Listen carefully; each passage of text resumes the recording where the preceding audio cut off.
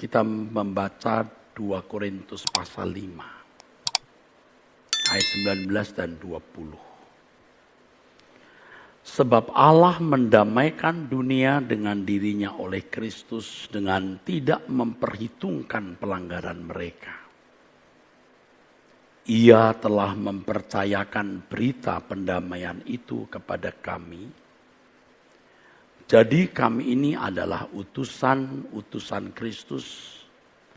Seakan-akan Allah menasihati kamu dengan perantaraan kami. Dalam nama Kristus kami meminta kepadamu, berilah dirimu didamaikan dengan Allah. Berdamai dengan Allah sama artinya hidup dalam persekutuan yang lengkap, yang utuh, dan seimbang dengan Allah. Seimbang. Kata ini penting, saudaraku. Standar perdamaian dengan Allah tidak cukup dengan memiliki keyakinan bahwa Yesus adalah Tuhan dan Juru Selamat, menjadi orang Kristen dan pergi ke gereja. Banyak orang Kristen yang merasa sudah berdamai dengan Allah dengan standar demikian itu. Padahal sebenarnya mereka belum berdamai secara benar dengan Allah. Mereka belum berdamai secara lengkap. Belum berdamai secara utuh karena tidak ada keseimbangan dengan Allah. Tidak ada keseimbangan dengan Allah. Padahal sudah waktunya seseorang memiliki level kekudusan, level kedewasaan yang memadai untuk bisa memiliki perdamaian dengan Allah. Allah berfirman dalam 1 Petrus pasal 1 ayat 13 sampai 17. Ya. Bahwa orang percaya harus hidup sebagai anak-anak Allah yang taat, yang kudus dalam segala hal. Karenanya di dalam 1 Petrus 1 ayat 16, firman Allah, kuduslah kamu sebab aku kudus. Kalau engkau memanggil Allah itu Bapa, hendaklah kamu hidup dalam ketakutan selama menumpang di dunia. Di balik firman tersebut Allah mengendaki keseimbangan antara dirinya dengan umat. Kuduslah kamu sebab aku kudus. 2 Korintus pasal 6 ayat 17 dan 18. Firman Tuhan mengatakan, keluarlah kamu dari antara mereka dan jangan menjamah apa yang najis. Maka aku akan menerima kamu sebagai anak-anakku laki-laki dan anak-anakku perempuan. Orang percaya harus keluar dari pergaulan yang jahat, dari kehidupan yang jahat, dan tidak menyentuh apa yang najis. Maka Allah akan menyambutnya. Ini yang saya maksud keseimbangan. Sebagaimana Allah kudus, kita juga harus kudus. Dalam hal ini bukan Allah yang menyesuaikan diri dengan kita atau terhadap kita. Tetapi kita yang harus menyesuaikan diri terhadap Allah. Itulah sebabnya dalam Galatia pasal 5 ayat 25, firman Tuhan mengatakan bahwa kalau kita telah hidup oleh Roh, hendaknya kita dipimpin oleh Roh. Eizomen pneumati kai stoikomen, yang dalam bahasa Inggrisnya, if we live in the Spirit, let us also walk in the Spirit. Si vivimus spiritu et ambulemus. Artinya, kalau kamu sudah dihidupkan oleh Roh, kamu harus hidup seirama dengan Roh itu. Kamu harus menyesuaikan diri terhadap Allah. Saya telah membahasakan dalam beberapa bahasa, baik bahasa Yunani, bahasa Inggris maupun bahasa Latin dari teks Vulgata. Stoikomen berarti berjalan seirama. Seperti marching, seperti orang baris berbaris, harus seirama. Kita yang harus menyesuaikan diri terhadap Allah, bukan sebaliknya. Memang ketika seorang anak belum dewasa, orang tua tidak menuntut keseimbangan. Ya. Ketika anak masih kanak-kanak, ya, masih di bawah umur, orang tua yang berusaha menyesuaikan diri. Orang tua yang mengimbangi, orang tua yang mengimbangi anak. Demikian pula ketika seorang Kristen belum dewasa dalam usia rohani dan usia biologisnya belum dewasa, Allah mengimbangi dengan penuh kesabaran dan pengertian terhadap mereka. Tetapi ketika orang percaya mulai dewasa, beda. Sikap Allah beda. Ketika orang Kristen masih baru, belum dewasa, sering melakukan perbuatan yang salah, Tuhan mentolerir, masih terikat dengan percintaan dunia, pelit, ya, penuh dengan kebohongan, munafik. Tuhan bisa mentolerir. Tapi suatu saat, sebagaimana orang tua di dunia ini mengendaki anak-anaknya menjadi dewasa, agar anak-anak bisa mendampingi orang tuanya. Demikian pula Tuhan mengendaki orang percaya menjadi dewasa, agar dapat bersekutu dengan Dia secara benar. Inilah yang dikatakan sebagai perdamaian yang ideal. Perdamaian dengan Allah tidak cukup dibangun di atas dasar pengertian teologi. Seperti banyak teolog bisa berbicara begitu lancar mengenai keselamatan atau soteriologi, mengenai pendamaian dengan Allah. Tidak cukup pengetahuan tentang pendamaian atau perdamaian dengan Allah. Perdamaian dengan Allah dibangun dalam kehidupan, dalam perilaku, dalam sikap hati, keadaan batiniah yang berkenan di hadapan Allah. 2 Korintus pasal 5 ayat 19-20 tadi kita telah baca, ya saudaraku. Berilah dirimu diperdamaikan. Ayat sebelumnya, ayat 9 dan 10. Sebab itu juga kami berusaha, baik kami diam di dalam tubuh ini maupun kami di luarnya, supaya kami berkenan kepadanya. Sebab kita semua harus menghadap tahta pengadilan Kristus, supaya setiap orang memperoleh apa yang patut diterimanya, sesuai dengan yang dilakukannya dalam hidupnya ini, baik ataupun jahat. Keberkenanan kepada Allah didasarkan pada 2 Korintus pasal 5, seluruh pasal. Dan nanti kita lihat juga pasal berikutnya. Bapak Ibu perlu ketahui bahwa ketika surat Korintus ditulis itu tidak ada pembagian pasal dan ayat. Semuanya itu hanya sebuah tulisan yang runtut begitu, saudara. Jadi tidak boleh membaca satu ayat lepas dari ayat-ayat sebelum dan sesudahnya, karena memang pada mulanya ditulis tanpa pembagian pasal dan ayat. Jadi keberkenanan kepada Allah ini harus kita lihat dari seluruh pasal.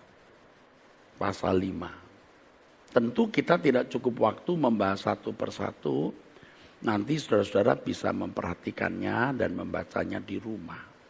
Sendiri maksud saya.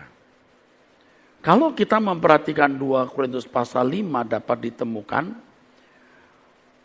ciri dari kehidupan orang yang berkenan kepada Allah. Yang pertama, kehidupan yang tidak bercacat dan tidak bercela.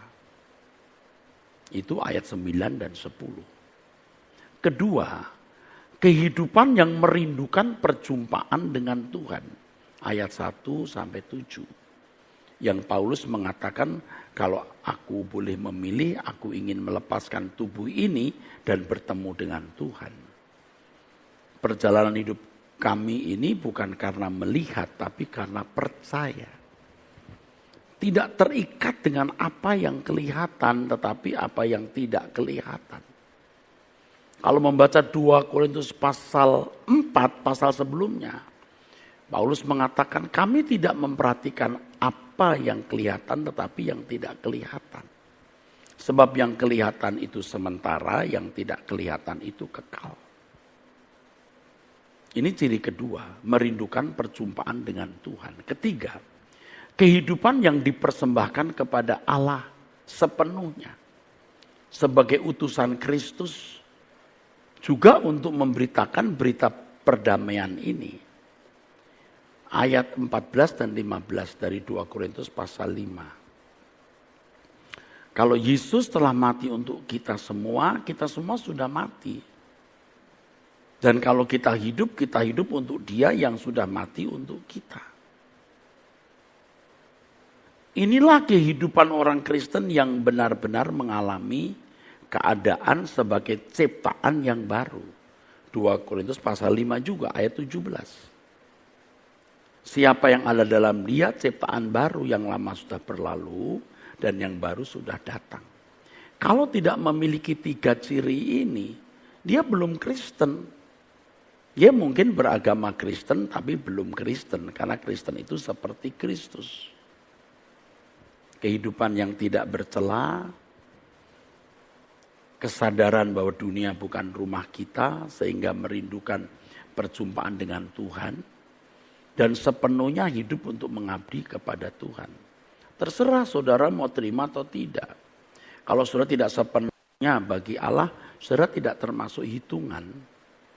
Walaupun saudara ini seorang pendeta, aktivis,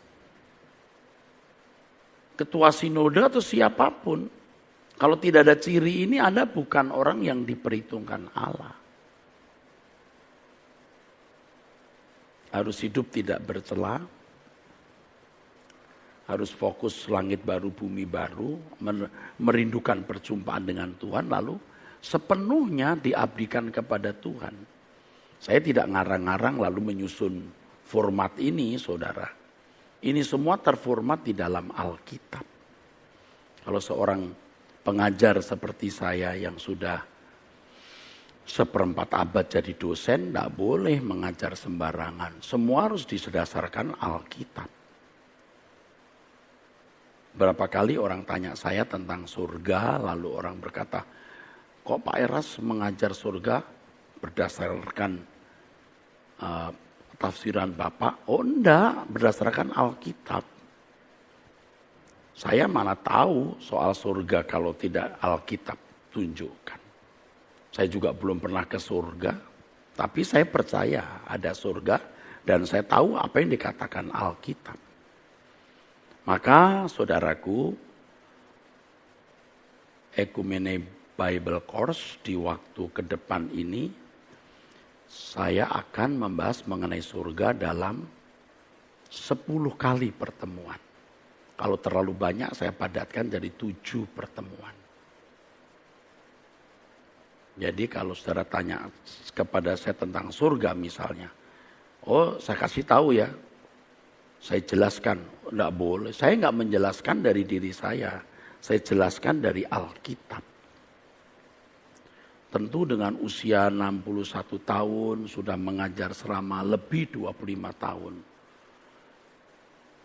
Harus selalu mengajar berdasarkan isi Alkitab, saudara.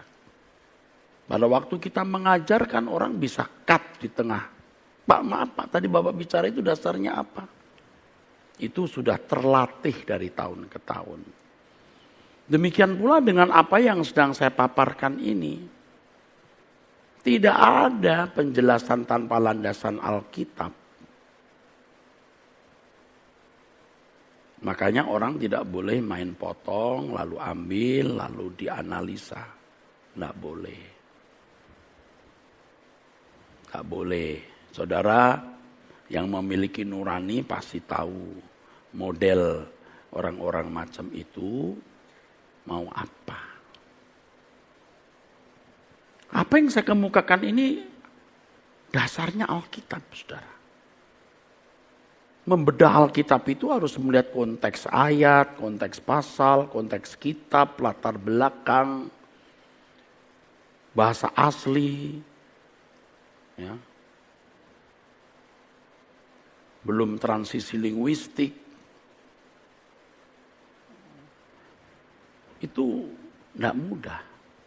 Tapi harus belajar ya, menggunakan logika yang maksimal dan lebih dari itu hati yang mengasihi Allah, hati yang bersih dan tidak boleh mencintai dunia. Nah, 3 ciri ini dimiliki Paulus, kesucian, kerinduan berjumpa dengan Tuhan, sepenuhnya mengabdi kepada Tuhan yang karenanya dia berkata, bagiku hidup adalah Kristus dan mati adalah keuntungan. Dalam hal ini kehidupan Paulus adalah model orang percaya yang benar-benar telah mengalami perdamaian dengan Allah. Banyak orang Kristen termasuk para teolog yang merasa sudah memiliki perdamaian dengan Allah karena memiliki bangunan berpikir atau penalaran sistematika teologi mengenai perdamaian itu merasa sudah berdamai dengan Allah. Tapi dari cara berbicaranya saja kita meragukan. Kok kasar begini ya gitu. Kalau zaman Pak Harto dulu kita menyebut Pak Harto itu Bapak Presiden. Tapi setelah itu orang Indonesia tidak punya sopan. Kurang sopan atau tidak sopan. Menyebut Bapak Presiden itu misalnya Susilo Bambang Yudhoyono. Ya mestinya kan Bapak Susilo ini. Susilo Bambang Yudhoyono. Duh, kok nggak ada sopannya. Kenapa nggak Bapak Susilo? Bapak Jokowi. Nggak Jokowi. Aduh. Kok enggak ada sopannya, jadi rusak etikanya. Tapi yang lebih sedih itu di kalangan Kristen. Orang-orang tua seperti Pak Stephen Tong, Bapak Stephen Tong, Bapak Yakub Susabda, Bapak Yakub Nahuai, ya, Bapak Yusuf Roni. Orang-orang tua yang enggak boleh kita sebut nama doang, enggak boleh, enggak sopan. Saya lebih muda sedikit dari beliau-beliau. Tapi saya mengakui mereka senior-senior. Yang pengajarannya belum tentu pas dengan saya cocok. Beda, bisa beda. Tapi kalau menyebut kita santun. Bapak Stephen Tong, Bapak Yakub Nahuai. Ya, tidak main sebut saja saudaraku sekalian. Nah kadang-kadang ya saudaraku. Teolog-teolog itu nyebut nama orang sembarangan. Orang baru kemarin sore umur juga belum tentu lebih tua dari anak dan cucu kita. Nyebut nama doang. Kita sih tidak masalah. Tapi etikanya loh. Etikanya loh saudara. Ya. Kalau misalnya ada julukan inisial mungkin bisa. SBY mungkin bisa maksudnya beliau ada singkatan. Tapi kalau sudah berkata Susilo Bambang Yudhoyono harus Bapak. Kalau perlu kita mengatakan, maaf ya, maksud saya Bapak. Maaf Bapak. Nyebut nama saya pakai Bapak, pakai maaf. Itu santun. Tapi kalau saudara melihat di media sosial, nama-nama orang tua yang terhormat ini disebut sembarangan. Dari hal itu Bapak Ibu sudah bisa tahu, ini orang-orang yang tidak patut dan tidak pantas didengar. Sekali lagi, saya itu belum tentu, saudaraku, memiliki pengajaran yang cocok dengan beliau-beliau. Bisa ada perbedaan dan perbedaan itu keniscayaan. Kalaupun terlepas kata bisa, menyebut nama saja bisa. Tetapi kalau kita orang timur menyebut nama-nama ini ya harus pakai Bapak. Minimal pendeta. Nggak boleh, maaf ya, maaf nih. Stephen Tong, emangnya siapa? Mungkin kamu lebih muda dari cucunya atau dari anaknya. Bapak Stephen Tong, Bapak Yakub Susabda, Bapak Yakub Nahuai, Bapak Yusuf Roni, Bapak, atau orang-orang lain yang lebih tua. Bapak Awon Datu yang sekarang sudah almarhum, ya. Tapi saudara melihat itu di media sosial, saya kaget itu. Menyebut nama sembarangan, bahkan mempermainkan nama orang-orang terhormat ini. Itu langsung kesimpulan saya, ini orang ya tidak memiliki perdamaian dengan Allah. Saudara jangan terpukau dengan perkataan, pernyataan, ajaran orang-orang itu. Dari ucapannya saja kita sudah tahu. Ia tidak pantas.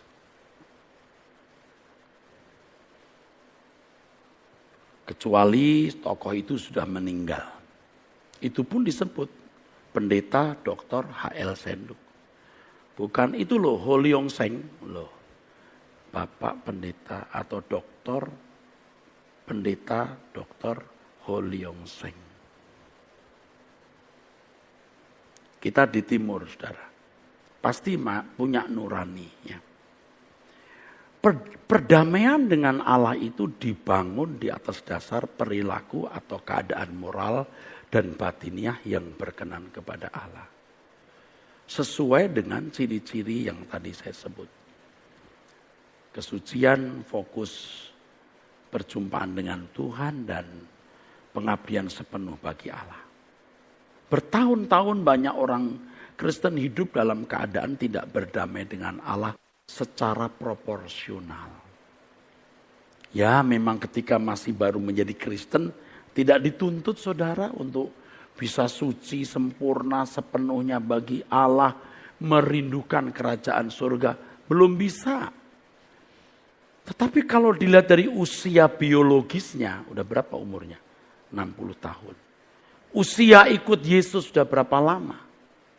Mestinya sudah memiliki atau mengalami pertumbuhan kehidupan yang semakin berkenan kepada Allah.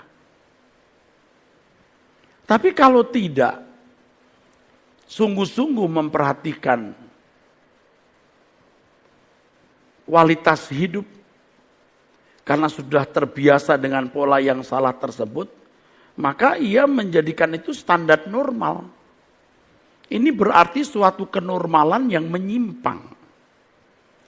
Hal ini sama dengan sejak kekristenan menjadi agama negara pada zaman Kekaisaran Roma. Orang Kristen tidak lagi mengalami aniaya. Banyak orang Kristen hidup dalam kenormalan yang menyimpang hari ini. Ya. Dulu ketika kekristenan dalam aniaya justru normal di mata Allah. Setelah kekristenan nyaman justru tidak normal, saudaraku. Keberkenanan di hadapan Allah adalah sesuatu yang bersifat progresif. Seiring dengan bertambahnya usia biologis terkait dengan hari ulang tahunnya. Seiring dengan perjalanan waktu hidup kekristenannya, seseorang harus semakin berkenan kepada Allah atau yang sama dengan semakin mengambil bagian dalam kekudusan Allah. Oleh karena merasa sudah diperdamaikan dengan Allah berdasarkan pengertian doktrin di dalam pikirannya, banyak orang Kristen tidak berusaha untuk mengalami perubahan kehidupan semakin berkenan kepada Allah. Inilah orang-orang yang tidak mengerjakan keselamatan dengan takut dan gentar. Filipi pasal 2, 12, 13. Tidak mengerjakan keselamatan dengan takut dan gentar. Sementara itu pengaruh dunia yang fasik membelenggu hidup mereka. Sehingga mereka semakin berkeadaan tidak pernah berkenan kepada Allah. Sejujurnya banyak rohaniwan Kristen atau teolog dan jemaat, teolog Kristen maksudnya, dan jemaat Kristen berkeadaan seperti ini. Kalau tidak diingatkan, mereka tidak pernah menjadi anggota keluarga kerajaan, tidak pernah menjadi anggota masyarakat kerajaan surga, bahkan bukan tidak mungkin meluncur menuju api kekal. Merasa berdamai, padahal dia belum berdamai secara utuh, lengkap, dan proporsional. Perdamaian itu dari pihak Allah. Allah membayarnya dengan mengirim putra tunggalnya sebagai sarana perdamaian dengan memikul dosa kita di kayu salib. 2 Korintus 5. Kita masih ada di 2 Korintus, saudara sekalian. Ya. 2 Korintus pasal 5 itu ayat 18. Dan semuanya ini dari Allah yang dengan perantaraan Kristus telah mendamaikan kita dengan dirinya, yang telah mempercayakan pelayanan pendamaian itu kepada kami. Dari pihak Allah sudah selesai. Allah telah melakukannya. Yesus mengatakan tetelestai. It's finished. Sudah selesai. Adapun dari pihak manusia harus memberi diri diperdamaikan. Kalau kita membaca ayat berikutnya, saudaraku sekalian, ya, ayat berikutnya 2 Korintus pasal 5, ya, dikatakan di situ ayat 20, jadi kami adalah utusan-utusan Kristus, seakan-akan Allah menasihati kamu dengan perantaraan kami. Dalam nama Kristus kami meminta kamu, berilah dirimu didamaikan dengan Allah. Loh, maksudnya gimana ini? Kristus mati kan udah mendamaikan, Pak, udah damai dong. Dari pihak Allah sudah, dari pihak kamu. Maka Paulus mengatakan, aku berusaha, baik aku diam dalam tubuh ini maupun di luarnya, supaya aku berkenan. Orang percaya harus mau didewasakan untuk menjadi anak-anak Allah yang sah, untuk mengambil bagian dalam kekudusan Allah. Ini sebenarnya bahasan lain, saudara, tapi terkait. Ya, perlombaan yang diwajibkan anak-anak Allah dididik supaya mengambil bagian dalam kekudusan Allah. Nanti saya akan khotbahkan secara khusus. Tetapi sekarang di 2 Korintus pasal 5. Kalau kamu mau berdamai dengan Allah, seimbang dong. Hidupmu harus bersih. Kamu tidak berhidup untuk dirimu sendiri, kamu sudah mati. Karena Yesus telah mati untukmu, kalau kamu hidup bagi Dia yang telah mati untuk kamu. Kamu harus menyadari rumahmu bukan di bumi. Seperti ciri yang nampak, yang saya sebut 3 tadi. Dulu sebelum menerima pendamaian dengan Allah oleh korban Kristus, kita ini berstatus bermusuhan dengan Allah. Statusnya bermusuhan, keadaannya bermusuhan. keadaan kita tuh kotor, jahat, nggak nyambung. Tetapi Yesus mati di kayu salib merubah status kita. Walaupun kita masih berantakan, masih jahat, dibenarkan, artinya dianggap benar. Walau keadaan kita belum benar. Dengan keadaan yang belum menjadi benar, kita sudah dianggap benar. Tapi karena baru Kristen ya masih jahat, masih salah, enggak apa-apa, disayang-sayang. Tapi nggak boleh terus begitu. Berubah dong. Sekarang setelah status kita diubah, kitanya yang harus bertanggung jawab untuk merubah diri kita. Makanya di dalam Ibrani, maksud saya di dalam 2 Korintus pasal 5 kan, 6, nanti saudara akan membaca. Kalau ada waktu kita baca lagi. Nasihat-nasihat. Di antaranya 2 Korintus pasal 6 itu, ayat 18, keluar kamu dari antara mereka, jangan menjamah apa yang najis, maka aku akan menerima kamu. Nah banyak orang Kristen merasa sudah didamaikan, hidup seperti manusia lain, tidak ada usaha mengerjakan keselamatan dengan takut dan gentar. Tidak ada usaha untuk mengambil bagian dalam kekudusan Allah. Rusak hidupnya saudaraku sekalian. Kalau tidak ada yang mengingatkan, aduh saudara, tidak akan masuk menjadi anggota keluarga kerajaan. Bahkan tidak masuk menjadi anggota masyarakat. Mungkin malah masuk neraka.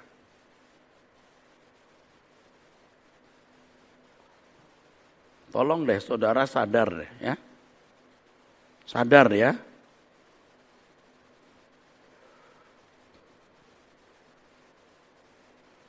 Allah sudah memenuhi bagiannya. Kita yang harus memenuhi bagian kita. Nah banyak orang Kristen merasa perubahan status itu sudah segalanya. Udah damai. Sementara keadaannya masih berantakan. Teolog mengajarkan kita diselamatkan bukan karena perbuatan baik. Tidak apa-apa. Tuhan tidak lihat kok perbuatan kita. Dia melihat darah Yesus membungkus. Darah Yesus itu membungkus untuk dimensi pertama. Dianggap benar. Tapi makanya Tuhan berkata, jadikan semua bangsa muridku. Loh kok seneng loh dengan hidup seperti orang lain, nikmati dunia.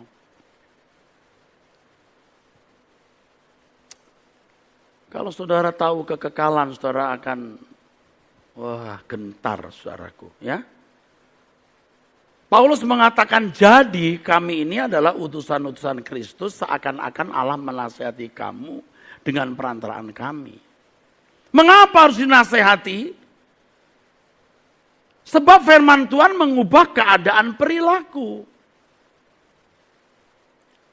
2 Korintus pasal 6 Paulus memberi nasihat. Baca sendiri.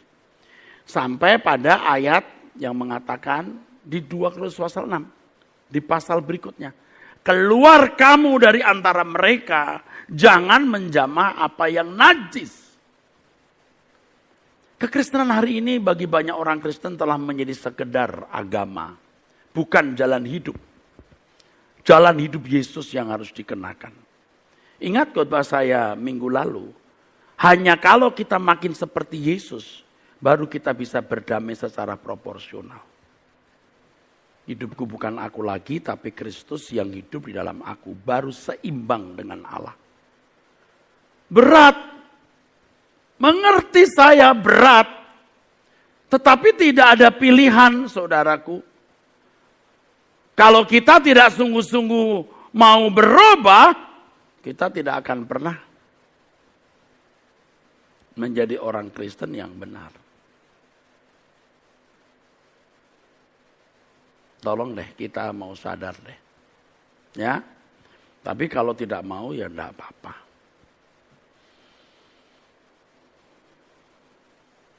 Sedih Saudara lihat itu. Orang pinter ngomong. Dari ngomongnya saja sudah tahu model begini bukan model anak Allah yang agung ucapannya, agung tindakannya, sopan.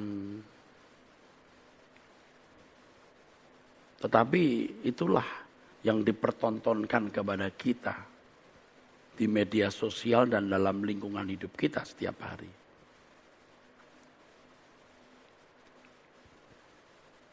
Saya sendiri kalau tidak ditunjukin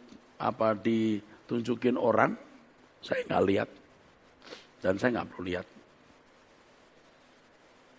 Kekristenan hari ini bagi banyak orang hanya menjadi agama yang membungkus hidup keberagamaan mereka. Tetapi esensi kekristenan yang sejati telah ditinggalkan. Esensi kekristenan itu adalah perubahan perilaku agar semakin sesuai rancangan Allah semula, di mana Yesus adalah modelnya. Rancangan Allah semula adalah manusia yang berkenan kepada Allah, yang dalam segala sesuatu yang dilakukan selalu sesuai dengan pikiran perasaan Allah. Saya juga belum merasa sempurna, saudara. Saya juga sering frustasi melihat diri sendiri. Tetapi kita harus berani bertekad, Tuhan aku tidak mau salah. Bukan hanya hari ini. Kalau boleh Tuhan aku mau hidup sempurna, tidak bersalah, sampai aku mati. Jadi tidak ada kesempatan yang kita buka untuk berbuat salah. Tidak ada. Kita tidak mau memberi kesempatan. Pokoknya setiap salah ya minta ampun. Bahkan mestinya kita berani berkata, Tuhan, aku sudah selesai dengan diriku sendiri dan dunia ini.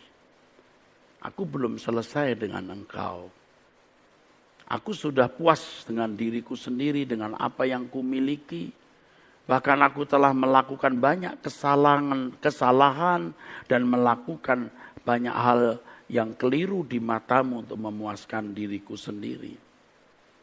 Sekarang aku tidak mau salah lagi, Tuhan. Ingat ya saudara, bagian Tuhan sudah selesai memberi sarana pendamaian. Bagian kita adalah mengubah diri untuk bisa menyeimbangkan diri. Kuduslah kamu sebab aku kudus. Demikian firman Tuhan, saudaraku. Kita harus menyadari bahwa kesempatan untuk mengalami perubahan guna bisa mengimbangi Allah itu sangat terbatas. Tidak ada keadaan yang lebih mengerikan, yang sangat disesali kalau seseorang kehilangan kesempatan. Kalau momentum kesempatan ini berlalu, maka tidak ada lagi kesempatan kedua. Sebab hidup ini hanya satu kali. Dalam satu kali kesempatan, kita harus memilih bersekutu dengan Allah, berdamai dengan Allah, atau berdamai dengan dunia. Allah sudah beri sarana untuk berdamai dengan darah Yesus. Tapi kalau orang tidak mengerjakan keselamatan dengan takut dan gentar, orang tidak mau hidup suci, tidak mempersembahkan hidupnya sepenuh bagi Allah, tidak memindahkan hatinya di kerajaan surga, yang berarti tidak melakukan kehendak Bapa, maka Yesus bisa berkata, aku tidak kenal kamu. Mengerikan, saudaraku. Allah tidak mendesain secara sepihak orang bisa bersekutu dan berdamai dengan Allah. Kalau Allah secara sepihak membuat orang bisa berdamai dengan Allah, maka perdamaian semacam itu bukan perdamaian yang tulus, bukan yang benar, bukan natural. Seperti seorang yang ribut lalu yang lebih kuat merubah hatinya untuk bisa berdamai, atau memaksa dia untuk berdamai. Bukan perdamaian yang tulus, benar dan natural. Allah tidak murahan begitu. Maka jangan saudara berpikir bahwa Allah menentukan orang selamat. Semua didesain Allah untuk bisa selamat. Artinya juga bisa berdamai dengan Allah. Apakah seseorang mau diselamatkan berdamai dengan Allah secara proporsional? Individu itu sendiri yang harus mengambil keputusan. Maka di 2 Korintus 5 ayat 19 dan 20 tadi firman Tuhan mengatakan, hendaklah dirimu diperdamaikan. Berilah dirimu diperdamaikan. Be reconciled. Orang percaya adalah orang-orang yang mendapat hak istimewa memiliki karunia sulung ini. Karunia sulung adalah potensi untuk menjadi pewaris kerajaan Allah yang bisa bersama-sama dengan Tuhan Yesus. Jadi kalau Yesus berkata, akulah jalan kebenaran dan hidup, tidak seorang pun sampai kepada Bapa kecuali melalui aku. Itu bukan sekedar ayat bahwa Yesus satu-satunya jalan menuju surga. Ayat itu sangat eksklusif. Hanya melalui Yesus orang sampai kepada Bapa. Seperti yang dikatakan dalam doa Tuhan Yesus, engkau dalam aku dalam engkau. Mereka di dalam kita. Ini eksklusif. Maka harus lewat jalan. Hodos. Akulah hodos. Jalan. Akulah kebenaran. Kebenaran. Alitenon. Aliteia. Mengerti kebenaran bukan seperti membakar Alkitab, dimasukkan kopi, diminum, lalu mengenal kebenaran. Harus belajar. Hidup. Hidup zoe. Hidup yang berkualitas, bukan bios. Bios lebih menunjuk hidup makhluk pada umumnya. Kalau zoe itu hidup yang berkualitas. Bukan hanya meyakini bahwa Yesus itu jalan keselamatan. Tetapi menjalani jalan itu. Ini karunia sulung roh. Di Ibrani 12 ayat 16 sampai 17. Yang nanti akan kita kupas secara khusus dari Ibrani 12. Kita dari 2 Korintus pasal 5 hari ini. Di Ibrani 12 ayat 16 sampai 17. Firman Tuhan mengatakan satu pernyataan yang luar biasa. Dan ini mestinya membuat kita gentar. Tolong deh, gentar. Saya juga takut saudaraku. Ya. Janganlah ada orang yang menjadi cabul atau yang mempunyai nafsu yang rendah seperti Esau yang menjual hak kesulungannya untuk sepiring makanan. Ini bukan cabul seks, ini cabul rohani.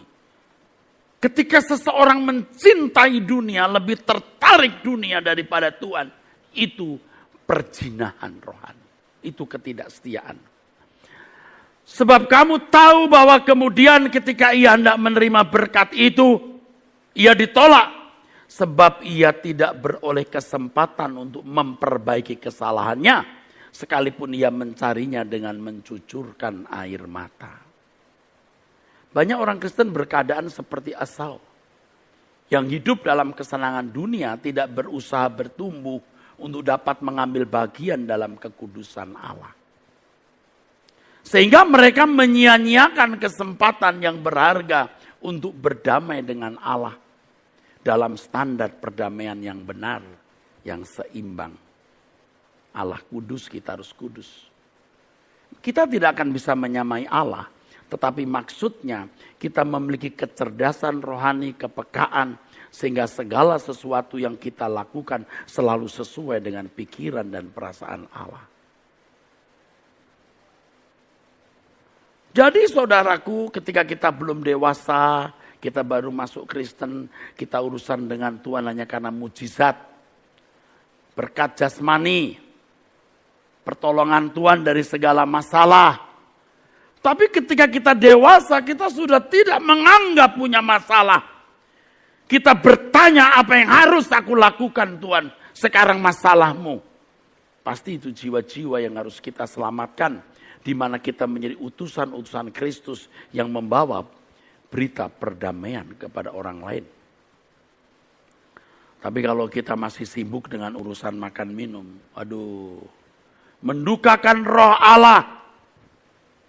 bisa memadamkan roh Allah sampai menghujat roh Allah. Ingat, Allah tidak selalu mentolerir kelemahan dan kesalahan kita. Pada titik tertentu seseorang yang mestinya mencapai kedewasaan tapi tidak dewasa, dipukul Tuhan. Jadi kalau sampai ada hamba Tuhan dipermalukan oleh suatu keadaan, sebenarnya pasti dia sudah mendapat peringatan berulang-ulang. Tetapi tidak mau mendengar, lalu ditelanjangi depan umum. Coba kalau dia mau berubah, Tuhan pasti mengampuni dan melupakan dan membereskan. Ya, mungkin di antara saudara ada yang hidup dalam dosa. Korupsi, aman. Nanti dijemput KPK, namamu terpampang di surat kabar. Malu kan? Wah, ini kan bendahara gereja. Oh, ini kan pendeta. Ngeri, saudara. Sudah punya istri, pacaran lagi, aman kok. Ditelanjangi nanti. Tolong deh. Anda jangan pikir, oh aman. Awas. Jangan sampai ditelanjangi, dipermalukan Tuhan. Orang-orang yang melakukan persekusi, penganiayaan, haters, oh aman kok kita. Oh ada perhitungannya. Anda jangan ikut-ikut. Saya sering berkata kepada jemaat, jangan ikut-ikut. Semua itu ada perhitungannya. Mungkin orang berkata, nggak apa-apa, aman. Oh, aman. Tidak aman. Sebab semua itu harus diperhitungkan suatu hari. Sebaliknya kalau hari ini kita berjuang untuk pekerjaan Tuhan, kita menjadi anggur yang tercurah, roti yang terpecah, nanti kita akan menuai keindahan pada waktunya. Dunia semakin fasik dan sangat kuat merusak kehidupan banyak orang, saudaraku. Terkait dengan hal ini firman Tuhan mengatakan di dalam Efesus pasal 5, karena itu perhatikanlah dengan seksama bagaimana kamu hidup. Bagaimana kamu hidup. Janganlah seperti orang bebal, tetapi seperti orang arif. Dan pergunakanlah waktu yang ada, karena hari-hari ini adalah jahat. Sebab itu janganlah kamu bodoh, tetapi usahakanlah supaya kamu mengerti kehendak Tuhan. Saudara, saya kadang-kadang tidak tahu bagaimana cara bicaranya, saudara. Kadang-kadang juga saya tidak tahu bagaimana cara bicaranya. Bingung juga, saudara. Saya tidak tahu bagaimana cara bicara kepada saudara, ya. Ayo tinggalkan dunia. Ini tidak membuat saudara jadi aneh. Kalau kita berani meninggalkan percintaan dunia, nanti manisnya gula itu lebih manis. Dan tentu kita yang sudah tua tidak konsumsi gula banyak, tapi jadi enak. Kita makan apa saja jadi terasa enak. Yakin, saudara. Apapun yang kita miliki jadi memuaskan. Aduh, pokoknya percaya, saudara. Ya, akhiri jalan hidup saudara, ya, sehingga saudara hanya merindukan Tuhan.